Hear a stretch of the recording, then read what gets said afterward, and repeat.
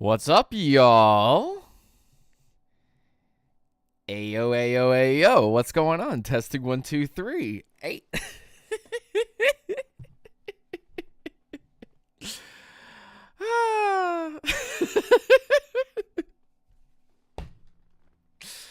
Woo. Okay.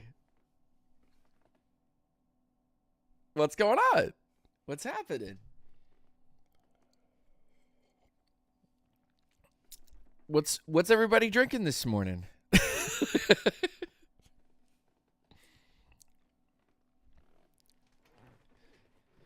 What's everybody drinking this morning?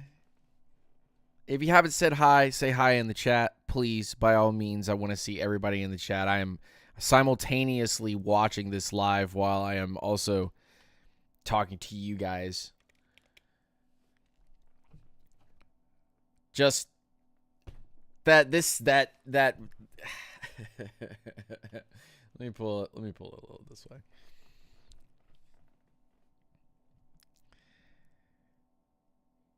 Make sure you guys hit up with the rise ups in the chat, y'all. What are you drinking this morning on this glorious day after the amazing announcement that our Atlanta Falcons have benched Kirk Cousins and they are starting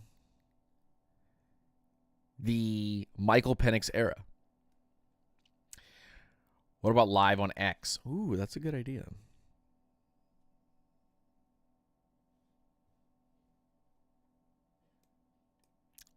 Let's try.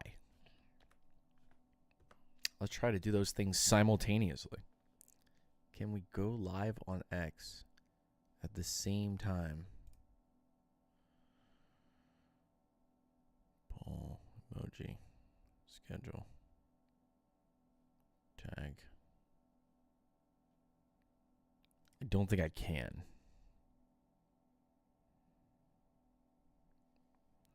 But we'll figure it out. All right. Let's go up into the top of the chat. Dirk444. GATX Boy. Christopher Sanders. Archangel. Hal Snipes. Crystal Child of God. That's Mrs. Lieutenant Dan. You guys better watch out. She's a moderator. She'll get your ass. Last Rebel. In the building. Rise up, stay grounded to all the peeps in the building. Okay, let's see. My dog. The Penix era is here.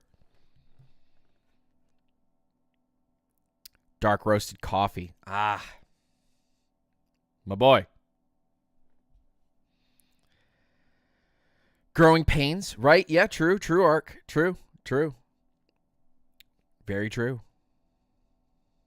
Someone's back on the tube, says Hal. Yes, sir. I'm here.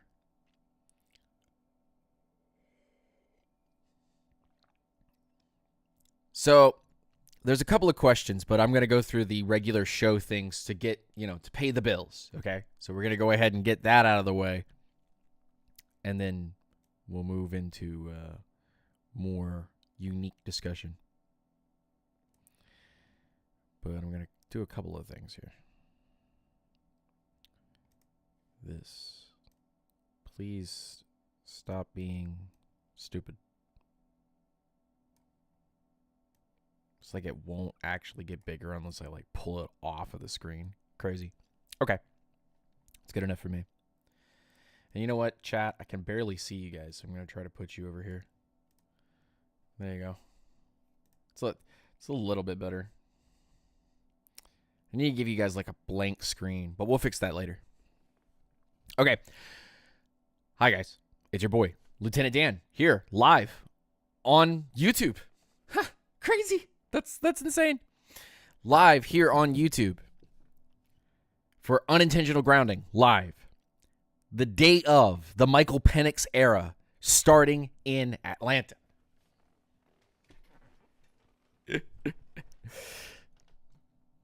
Easy. That's all it took. That's all it took was simple logic. All it took was simple logic. H2O, bum for Kirk, but excited to see Penix throw the ball. True. If you haven't said hi in the chat, you're right over here. You're right next to me. Come on. Say hello. Good morning. Good morning in the Michael Penix era. Big Penix energy. Fix the backdrop after the stream. Thank you, Mrs. Lieutenant Dan. Mods, can we get a poll up? Mods, can we get a poll up? Michael Penix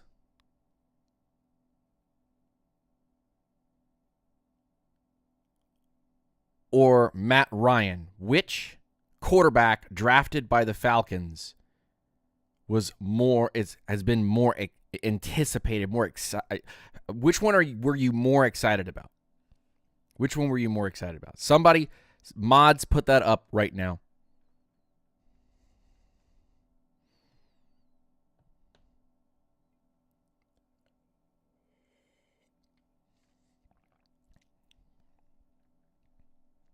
Is that Rose Staxon in the building?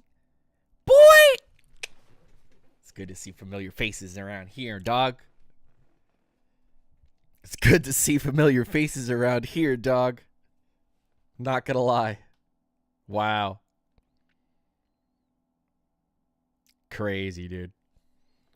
Crazy. So the Atlanta Falcons have benched Kirk Cousins for Michael Penix Jr. last night. Raheem Morris was questioned yesterday.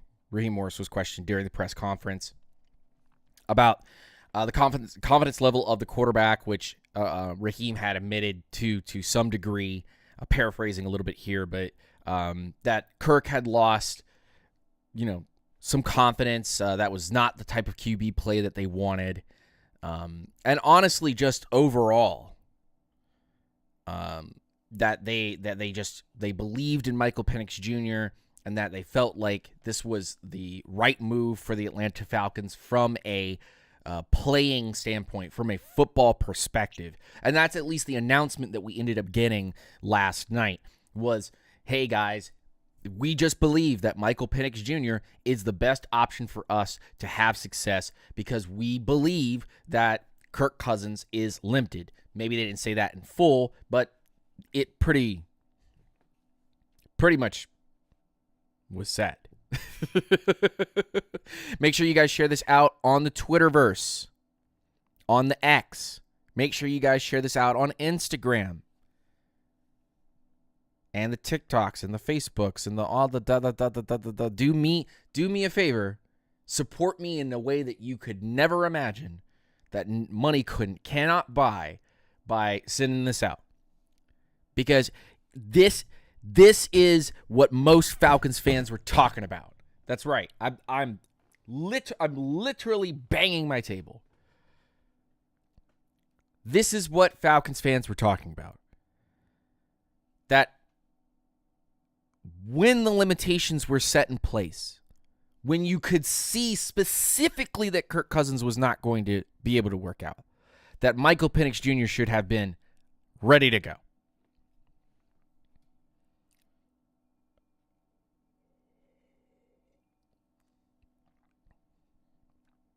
Should have been ready to go.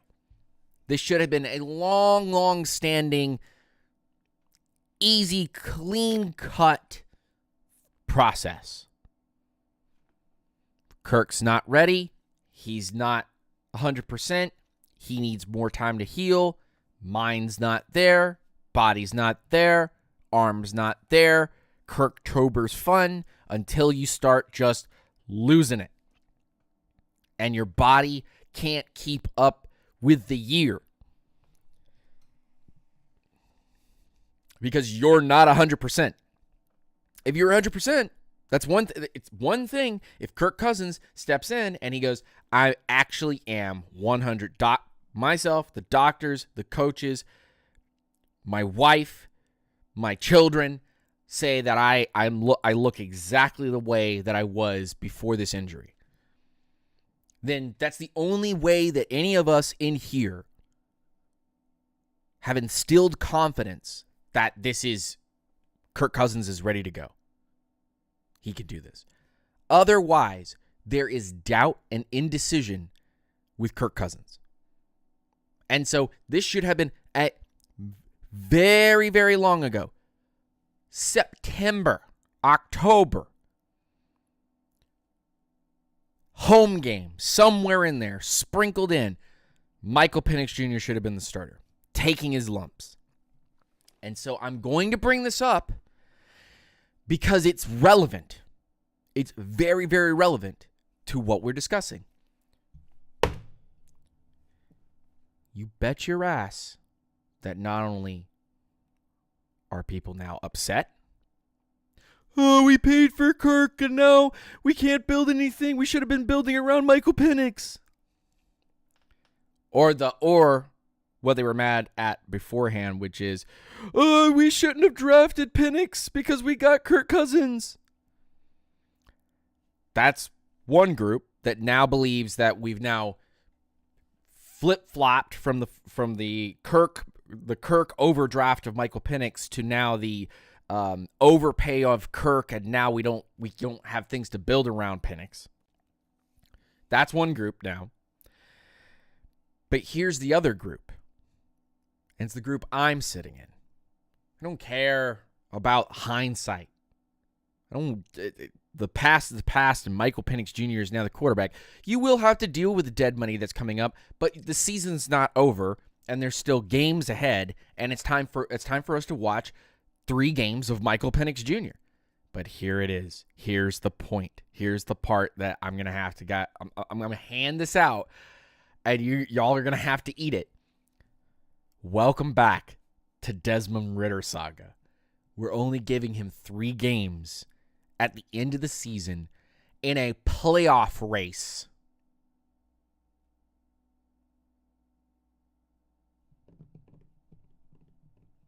And if he looks good,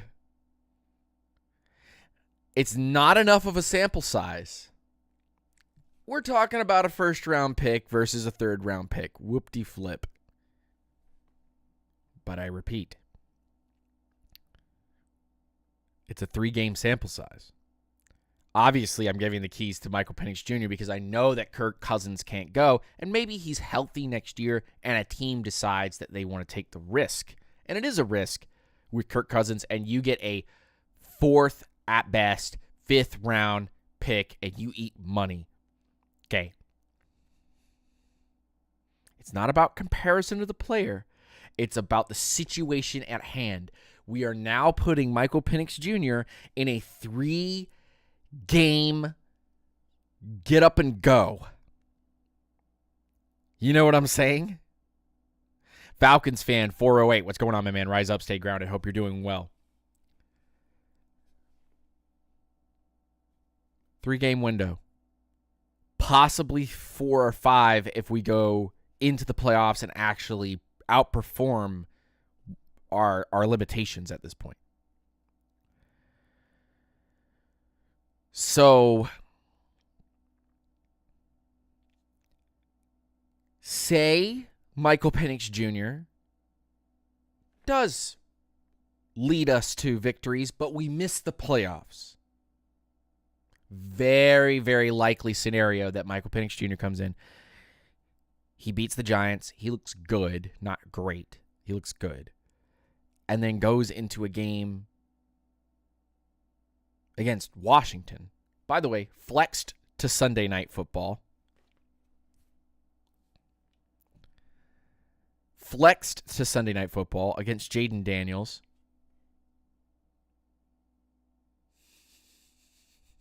Whoa. And say Michael Penix Jr. wins that one too. And then has to play the Carolina Panthers. And say he beats him. Buddy.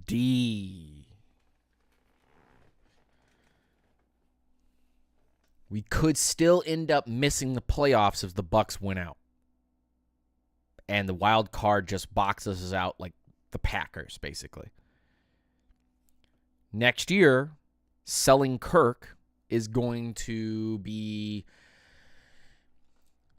$37 million. Now, I heard the number floated by $10 million less to $27 million, but I'm going to take the 30. I'm going to say the $37 million is correct. I've looked at Over the Cap.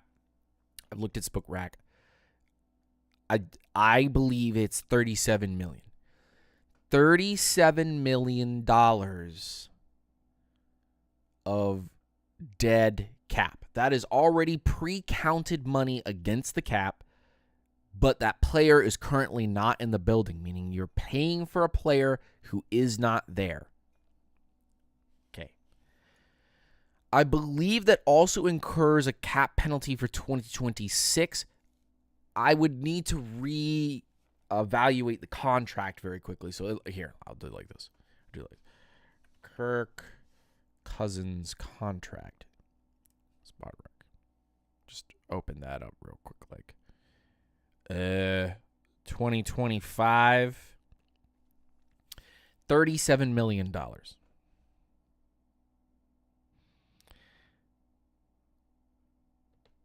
Right. Thank you, GATX boy. Thank you. Appreciate it. See this guy. Can anybody in this chat? My chat is awesome, and they're an amazing community, and we're getting back together now that changes are happening and things of that nature, and videos can be made and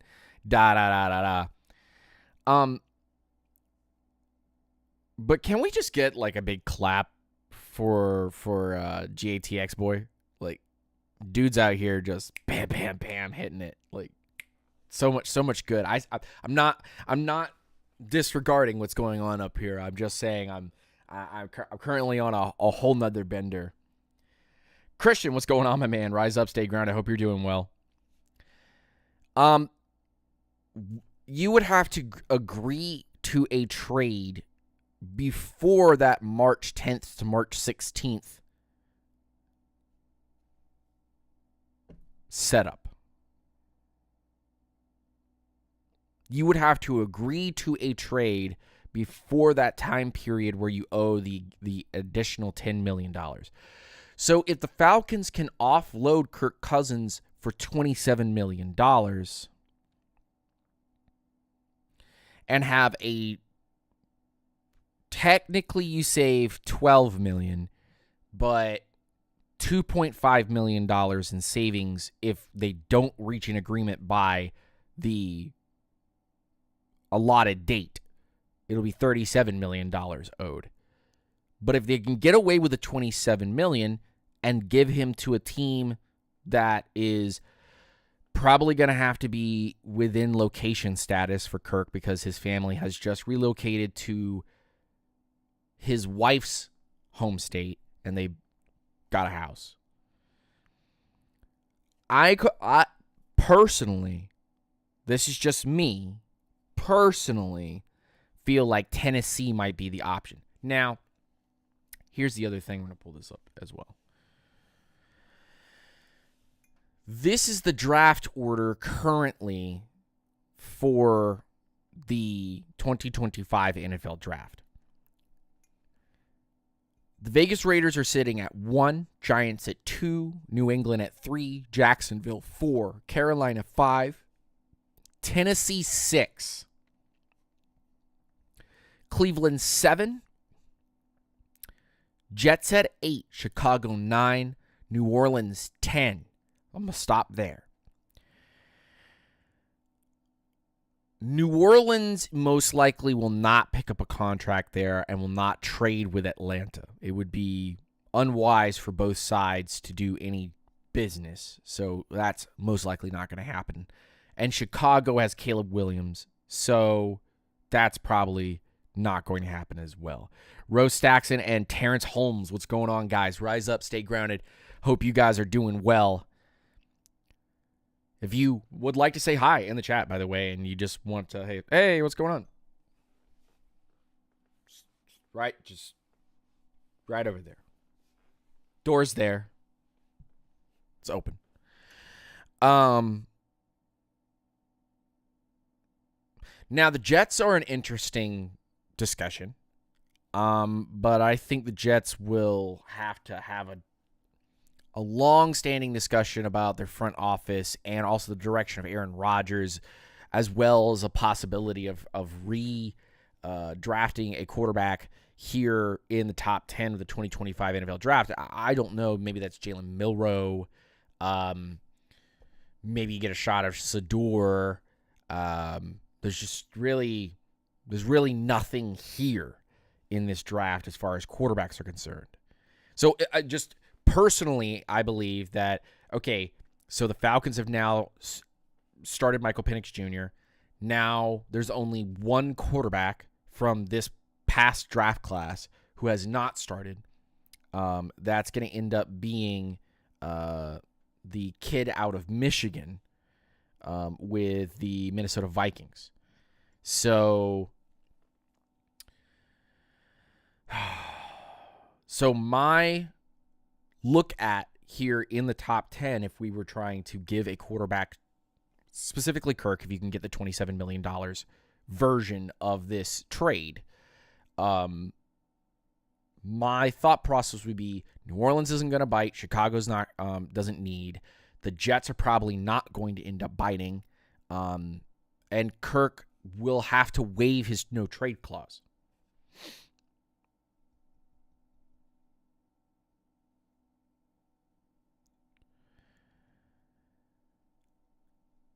I think the Jets are a hard sell, especially after the Aaron situation as well. So that we don't have clarity there. Cleveland could be an option. It's very tough to tell what Cleveland's going to end up doing.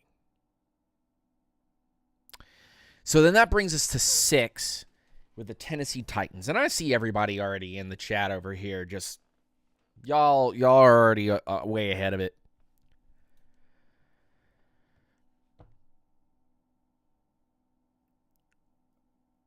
I could see Kirk Cousins go to Tennessee, but I don't think Tennessee, remember, it's 2 to tango, guys. It is 2 to tango when it comes to trading. I don't see Tennessee taking Kirk Cousins. They're sitting at 6. They're going to have some of the top quarterback prospects available to them.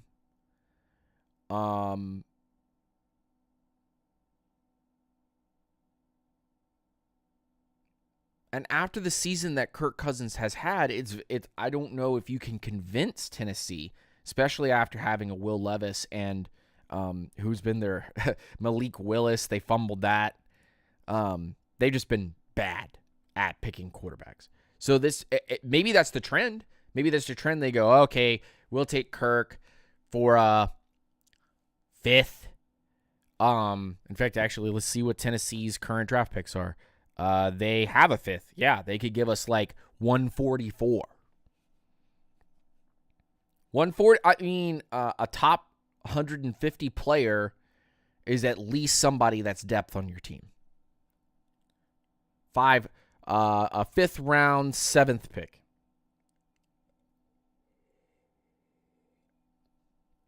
It's basically a late 4th. Alexander, what's going on, my man? Rise up, stay grounded. I hope you're doing well.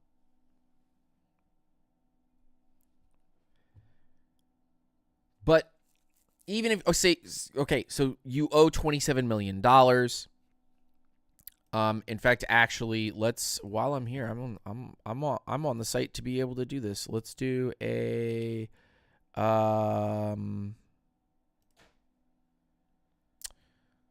Let's do a little thing here. Let's see how this affects the Falcons cap space in total. Let's action. We're going to count that action. And yeah, but they don't give us the option of picking the day. All right, so that's still, yeah. I tried to see what it would look like, what kind of money we would be looking at, but I'm thinking probably after that particular type of trade, you're looking at maybe about $17 million in cap space. Miami, that's a sneaky one, Arc, actually. Yeah. San Francisco's interesting, Ro. A blessing would be if he actually ended up retiring. I mean, if Kirk makes the decision, which is incredibly bold, by the way, of Kirk Cousins. If Kirk goes, I can't throw the ball. I just can't plant my foot. It's not that I can't go out and play, but my body has worn down to a point that I can't do it through a whole season. And actually, what's really interesting is that Mrs. Lieutenant Dan actually brought this up for the 100th time, but just recently brought it back up again.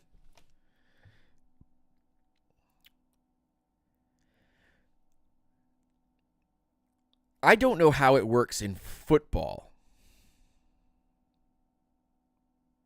It's hard to say that it would work because of just needing the consistency and the reps and da-da-da.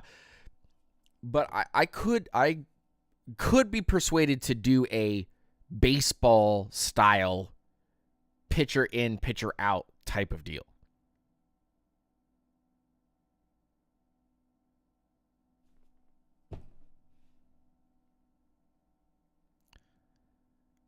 Where certain games in certain areas you want certain play styles, so you start certain quarterbacks. I could see a team in the near future finding an analytical reason why that works. And knowing that they don't have good quarterbacks, they just have okay quarterbacks, and they're like a bottom feeder team, so they go get a couple of quarterbacks, and they just rotate them, game in and game out. And Kirk feels like the old closer for the Braves, not specific name, but just like pretending like the old closer for the Braves, and he's on this last wire, and he can throw just a few more games, like he can play like 42 games, and you're like, 42 games, like we play like 100 and blah blah blah blah blah. So you save this guy, you have him come out in the beginning of the season, win you 42 games, and then he just starts dropping like flies right after that. Like, he just can't do it. And you have this young buck, Michael Penix Jr., and he comes up and he's like, I can play 90 games. And most of them I'm going to slap. Like, it's going to be great. You go, all right, Michael Penix Jr., go in there, slap 90 games. That's there's 130 games right there for my team. But in the NFL, you only have 17 of these games. So I know I'm a little bit of a bender there, but I could see a team going, I have Will Levis and I have Matt Castle. I have Will Levis and I have Malik Willis and I have Drew Lock. And otherwise, my team is pretty good defensively and offensively. I have weapons and I have what I need to make this work, but my quarterback is terrible. So I'm going to play Levis for a game, have him win a game, have him sit and rest, bring up Drew Lock. Drew Lock wins a game. Okay, sit him down, put Malik Willis in because we're going to play a certain style of ball. We win that game. Okay, moving that, I could see a team end up analytically figuring a way out. I'm just quoting like in the Titans' previous situation, like pretending like all of those guys were there, and then they just kind of cycle through them game to game based on what they want to end up playing that day, what a defense is susceptible to, and then they go to those play types and run them through the week and end up actually like a pitching rotation. They end up actually like playing two quarterbacks in a day or something like that. I can see that being analytically studied and then applied somewhere at a lower level or something, and then getting success to some point. But it would also hinder quarterback development, like singular quarterbacks. You start seeing less and less greats and more average guys, or guys that can be like a ace pitcher for you, and then everybody else is like supporting cast, which could funnel back into just playing one quarterback again. But anyway. All right, we're done with the rabbit hole. Carolina, Jacksonville, New England, none of them are going to have a QB situation specifically, not even Jacksonville to this point. I don't even think Carolina is going to have a problem because Bryce Young. Giants are most likely going to take a quarterback, and that's going to be the interesting bit about the Giants, is that they're going to end up having to fix that particular problem. And then Vegas is most likely taking Shador. Like, it's pretty obvious. It's pretty obvious at this point, at pick 1 right now, that Shador Sanders is the pick, which would leave the Giants with a pick. So the Giants would have to decide whether or not they want to allow Travis Hunter to fall to the Patriots. And then if the Patriots did end up taking Travis Hunter there at 3, which is, I mean, do what you got to do, right? If Travis Hunter is there, that gives Drake May, an incredible athlete, but also then fixes another major issue on the opposite side where you could have like him playing as a slot or something to that nature.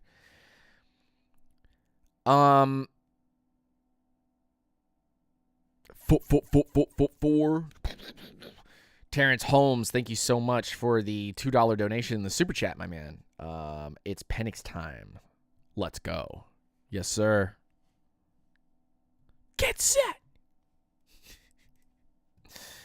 So, what does Michael Penix do for the Falcons now? Let's get onto that topic. Kirk is going to be a long-standing back and forth discussion for the next few months. So let's not burn ourselves out on trying to figure out where he ends up going. Cam Ward is better than Shador. Yeah, probably. Penix.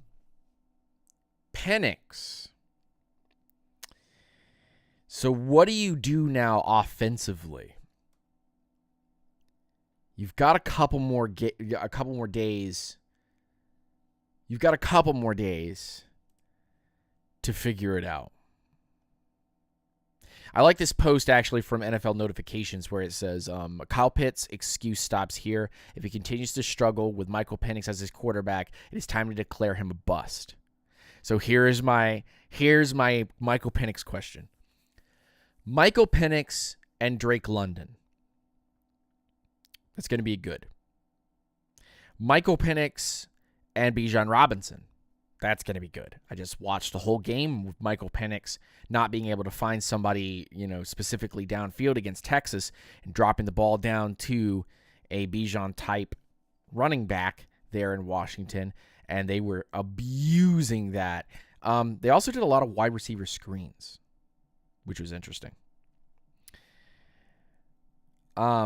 So Mooney has looked good with Kirk Cousins as his quarterback. Now with a guy that slings the ball the way that Penix does, I wonder if Mooney suddenly wakes up.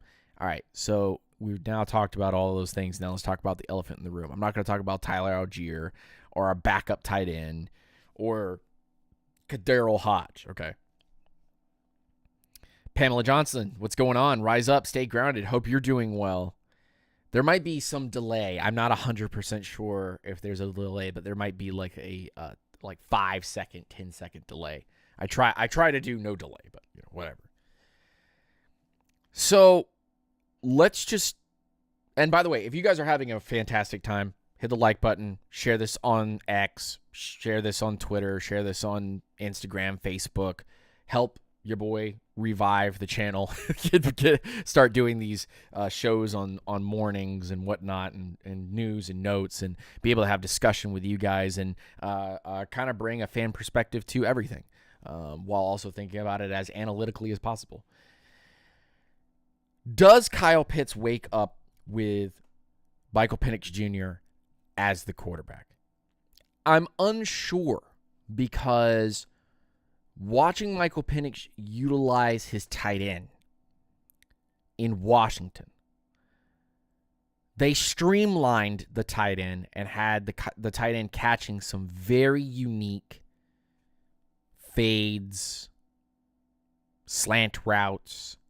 These aren't things that are lost on Kyle Pitts.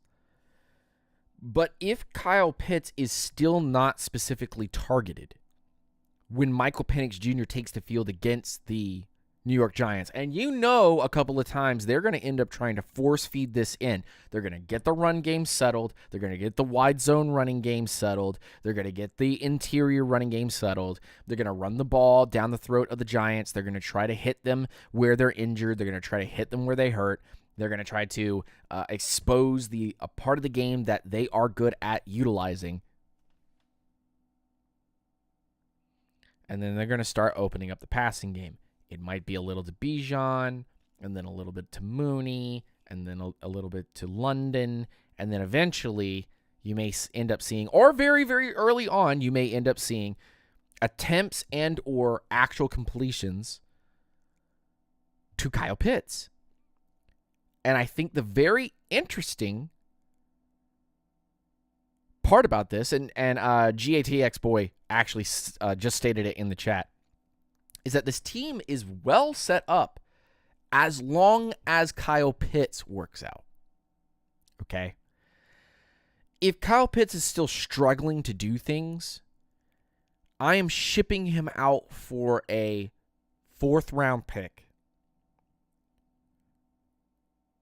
And I'm going to pick up his 5th-year option.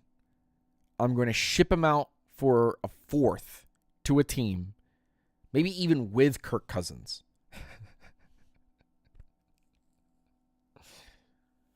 Thank you, Terrence. I appreciate you, bro.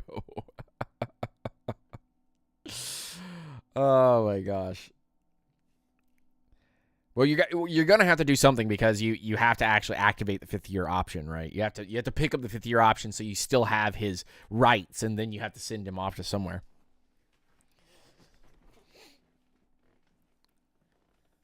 But if Kyle Pitts is still not working after this, then you now have 2 pieces you got to trade. You got to convince a team that Kirk Cousins is worth it unless Kirk retires. And then you've got to send Kyle Pitts out to pasture.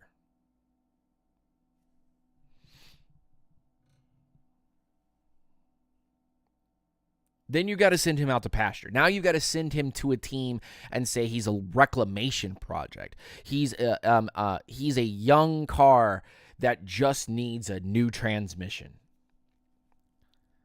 And that's an interesting prospect because what team would be willing to pay for Kyle Pitts? You saw that he did 1,000 yards and a touchdown with Matt Ryan, and he's had bad QB play under Heineke, Mariota, Ritter.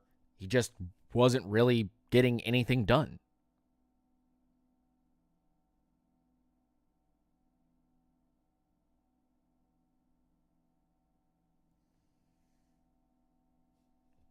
So, if you can't find a suitor, just let him hit the market. Get your comp pick. Somebody will buy him up. Somebody. But I feel like this is not the place for him.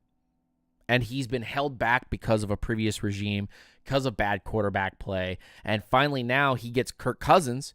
And Kirk Cousins is an issue, but he has shown out Pitts a couple of times. So I wonder if Michael Penix Jr. for the next 3 games really tries to show out what Kyle Pitts can do and sling the ball at him while not overloading it to make it be like, oh, they're servicing Kyle Pitts to be able to put a rocket on his back and shoot him off into space. Because personally, I don't care about paying Kyle Pitts.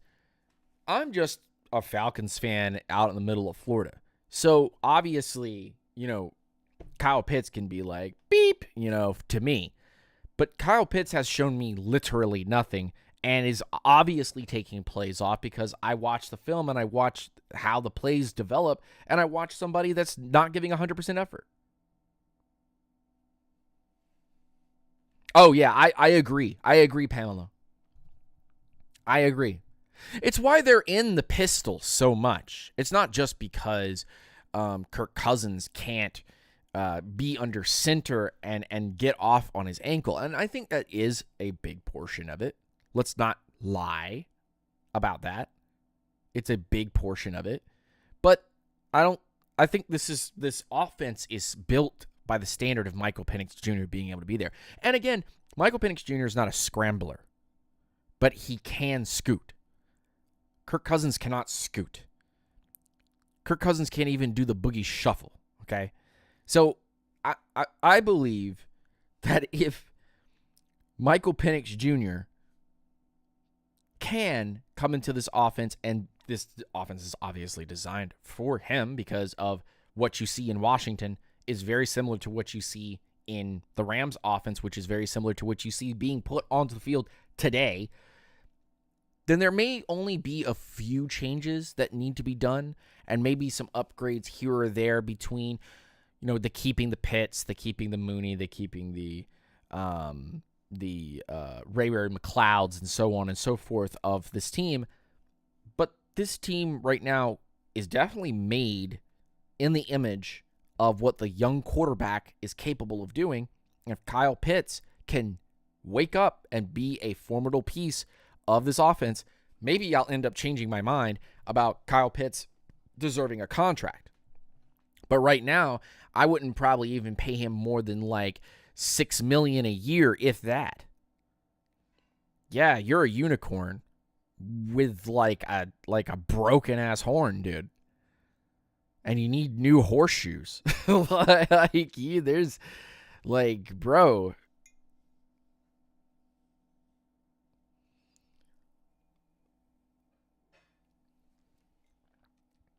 Going to state something here for the peeps in the chat.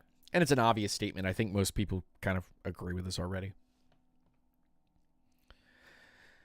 But the Kirk Cousins fun,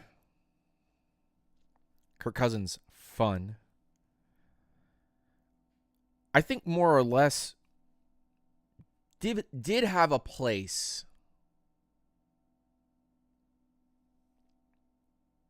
I think it did have a place, and maybe it did clean, like a palate cleanser to some degree. I know, honestly, everybody in here already knows.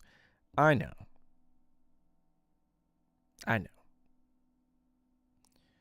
It wasn't fun.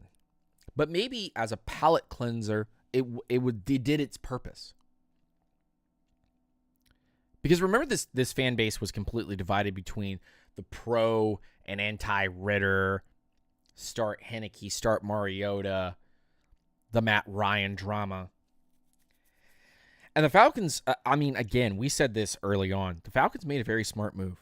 Michael Penix Jr. gives you a wide range of paths and possibilities.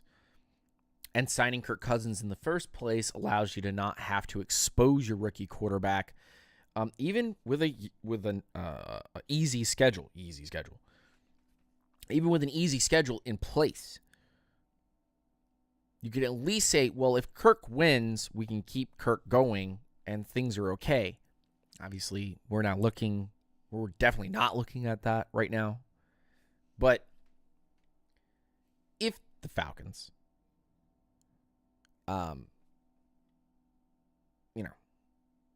with this Kyle Pitts stuff, with this Kirk Cousins stuff, with this Michael Penix stuff,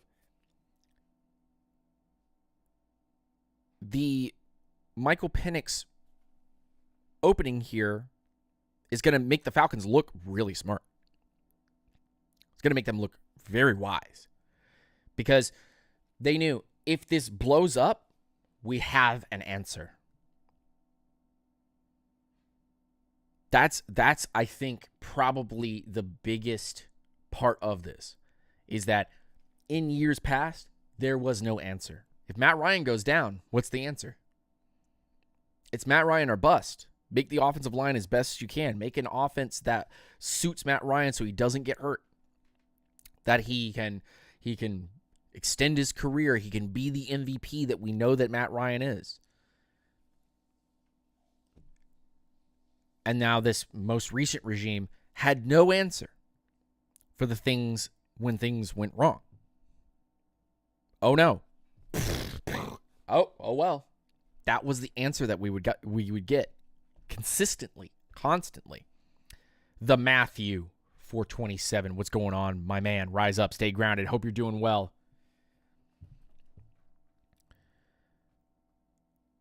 So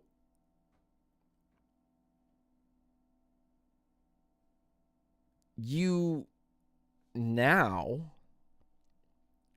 sit in a place as an organization with answers. We have answers. If Kirk wins for us and can play 2 solid seasons for us and possibly get us to the playoffs, okay.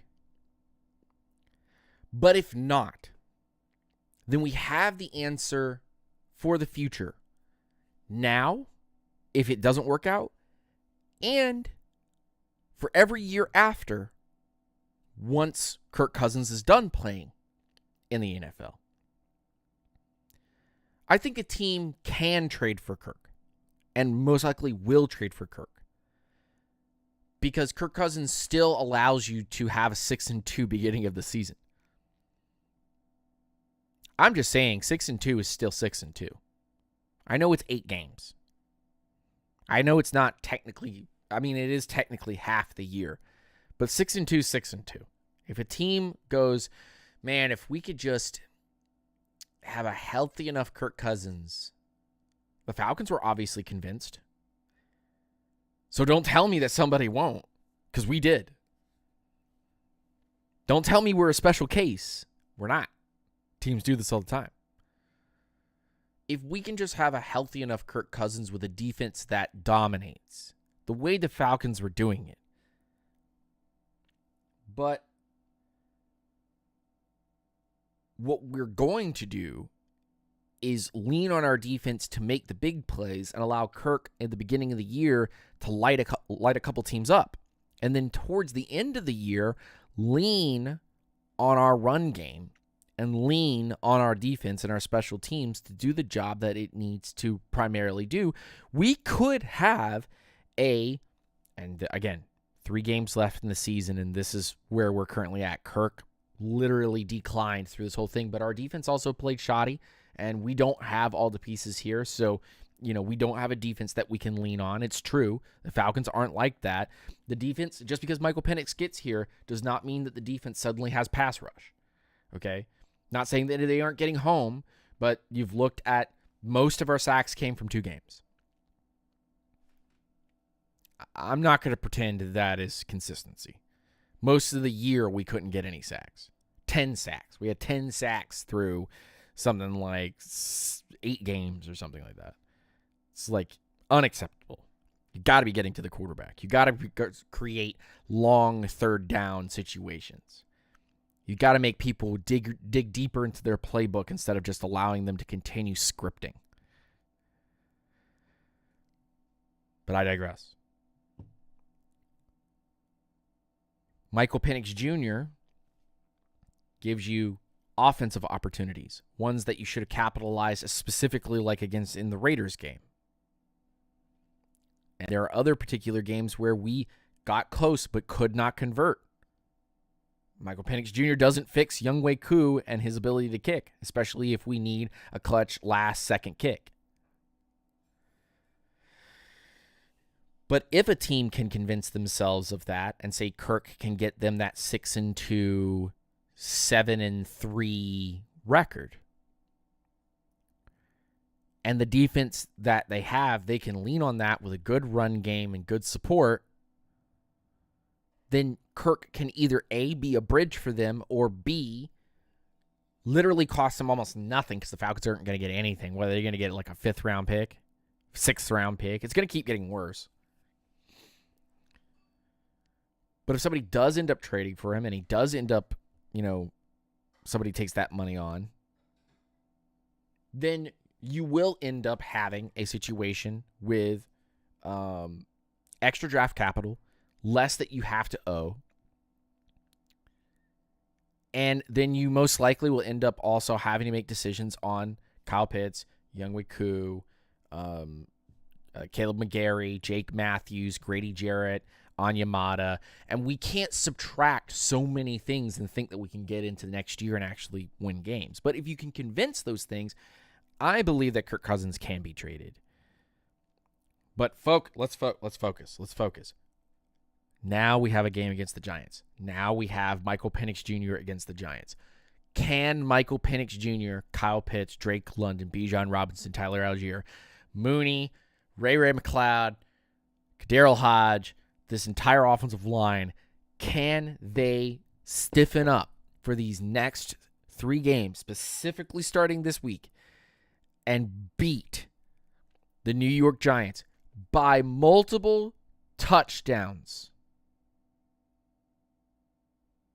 Not by 1, but by 2 or more, and walk into a Sunday night game, because this is the big one, against the Washington Commanders, who are most likely walking into that game fighting for their playoff lives.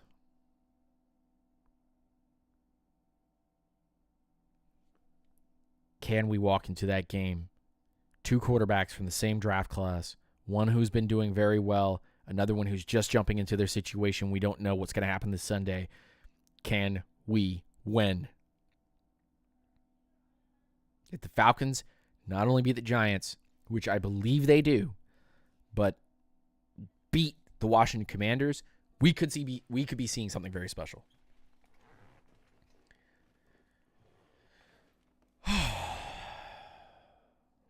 Very special. Very, very, very special. Incredibly special. How to get this guy out.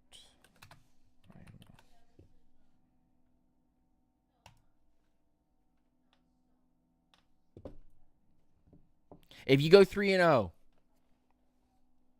all bets off.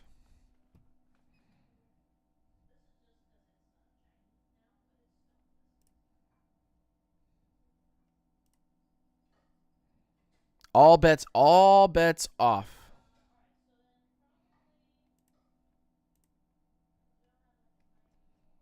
Penix may depend on Pitts like Vic did with Crumpler. Algae Crumpler, dude. Shout out to Algae Crumpler in the chat. Who's out here with the Algae Crumpler bit, dude?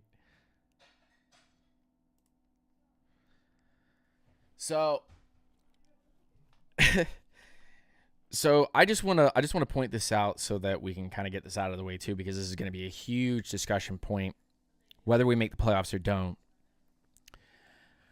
I have finally come to the determination of what I want to see the Falcons draft in 2025, and no one in here wants to hear.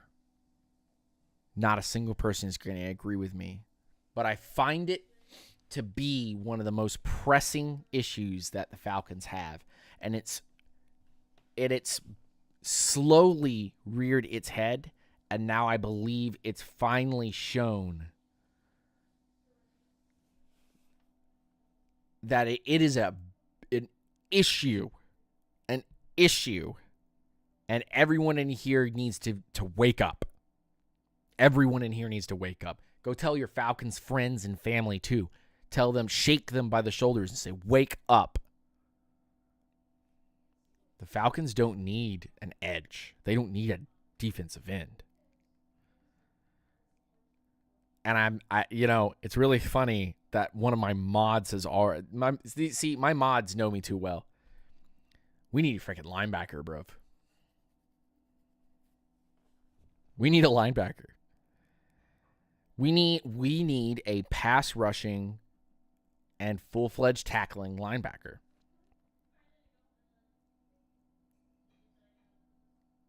We have to, brother.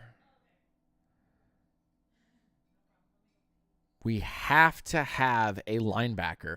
Well, Troy Anderson and Nate Landman. Both of those guys are, yeah, I'm cool with it. But brother, we have nobody. We don't have anybody there. And I like Caden Ellis. He's one of my favorite players, even Mrs. Lieutenant Dan knows. But we need help. We need some help, doggy. We really need. I mean, Trice probably would change a lot of things for us. And Rook and Dorless are going to continue to help us. But hey, listen, I think I'm going to be on the linebacker market. I think I'm going to be on the linebacker market to create some pass rush for me. And I think I'm going to go to the draft and go find. And listen, everybody's going to get on me. But I'm all about if the Falcons can somehow squeak out that Jalen Walker kid from Georgia. Give it to me, doggy. Give it to me. Give me that linebacker.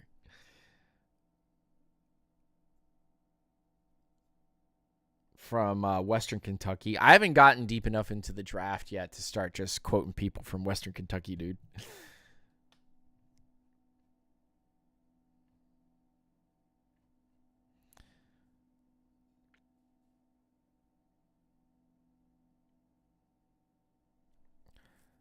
All this talk about how Ashton Genty stands in the backfield. Tevin Coleman in 2019. That's funny. I don't think that corner presses enough for us, especially if we can go get another free agent option. I think the Falcons are going to get cheap, as they have been, because they're going to have a lot of stuff going on. So I think our first-round pick is most likely going to be a right tackle or a linebacker. And I think our second-round pick will be whichever one we didn't get in the first round. If we didn't go right tackle in the first round, that means McGarry stays. And then that would mean linebacker in the first round. So then the second round pick won't be linebacker. It'll end up being defensive tackle, edge, possibly guard, only like left guard, only because I think they're also thinking about Jake Matthews.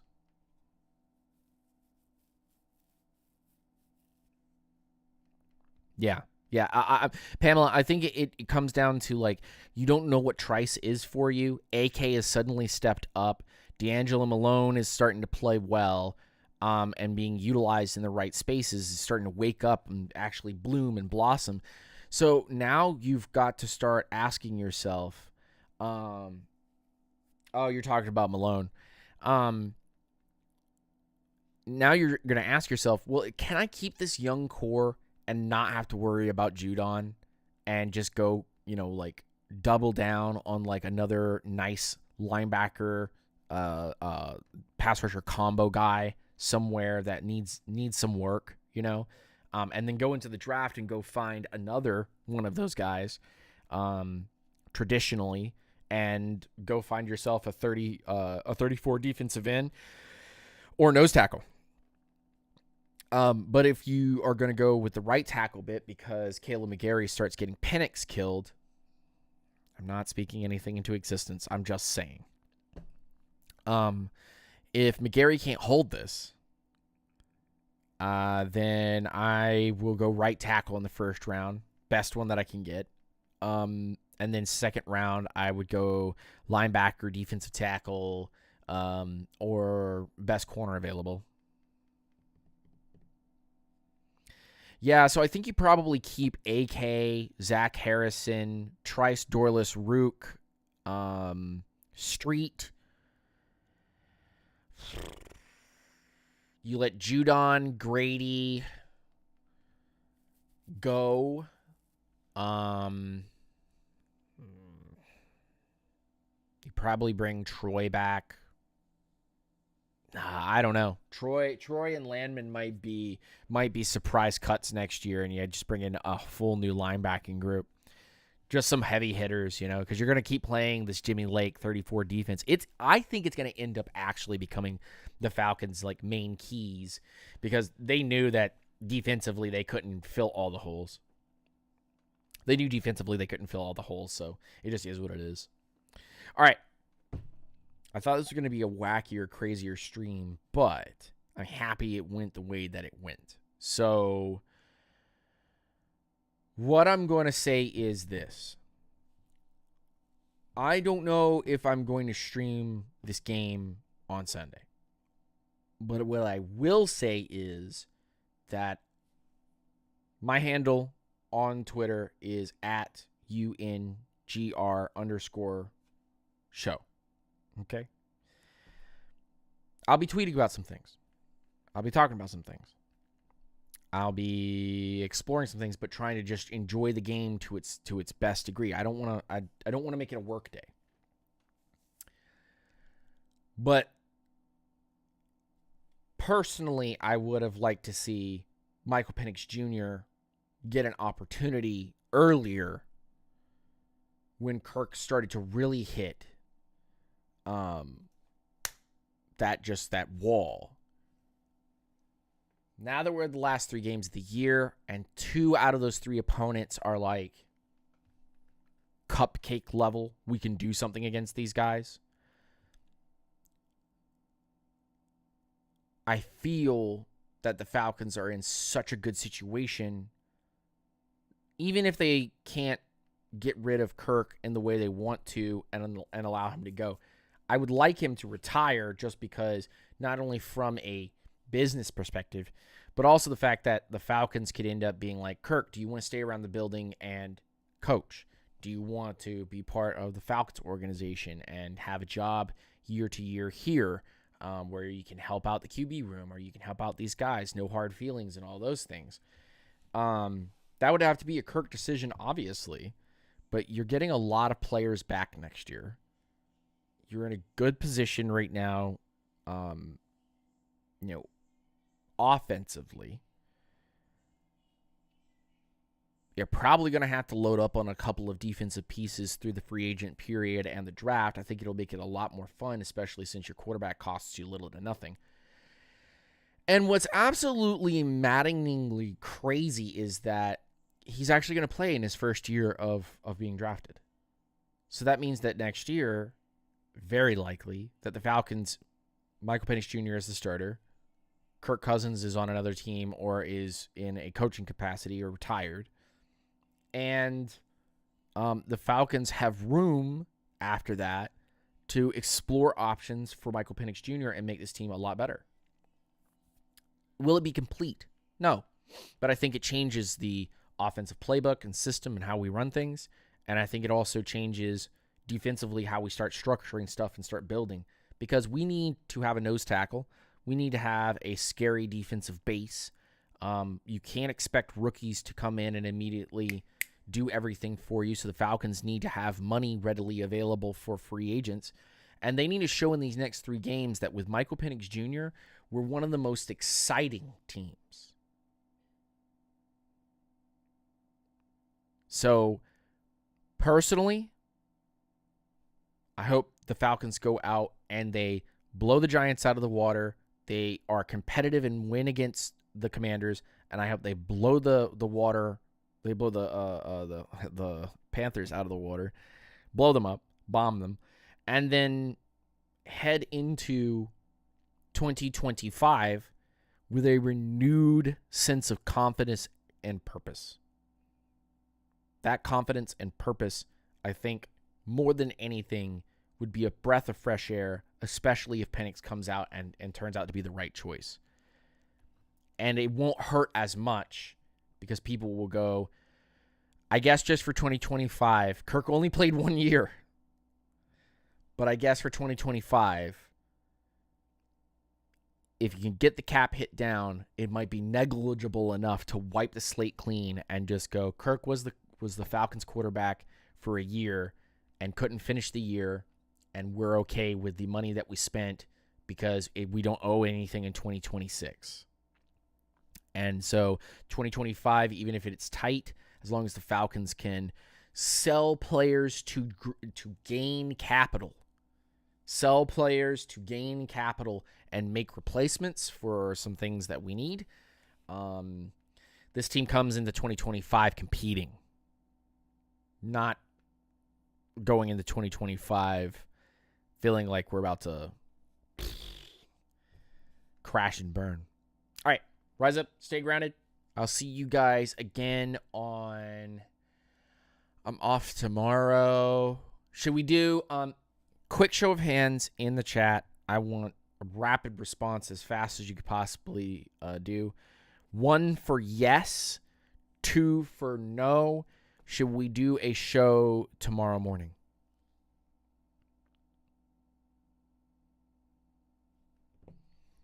And I'm out of coffee too. Big sad. Big sad. I won't be. I'm not going to cover the game on Sunday. I'm getting back into the rhythm of doing this, and I want to do podcast episodes for you guys. So that's just my thought process at this point.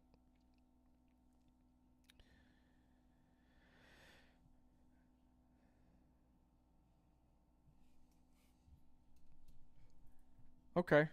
All right. See a couple people responding here. Cool. Okay, so I have some people saying, hey, let's do a show tomorrow morning. And then I have a couple people. Well, I have one person. Isaac being a hater, he's like, nah, I don't want to hear your voice again. Get out of here. I'll make the announcement on X, Twitter. Please follow me there, UNGR_show. You'll get the announcement either tonight or tomorrow morning if we're going to end up doing the show. Interact with me there. Let's go have some fun and rise up and stay grounded to everybody. Thank you for coming through. Hit that like button, hit that share button, hit that notification bell. Notified of all new content that'll be coming out. Tons of really interesting stuff. Mrs. Lieutenant Dan. And yeah, follow us and we'll see you soon. Wow, I have to get back to doing this again. We'll do some lives on Twitter as well. So talk to you guys later.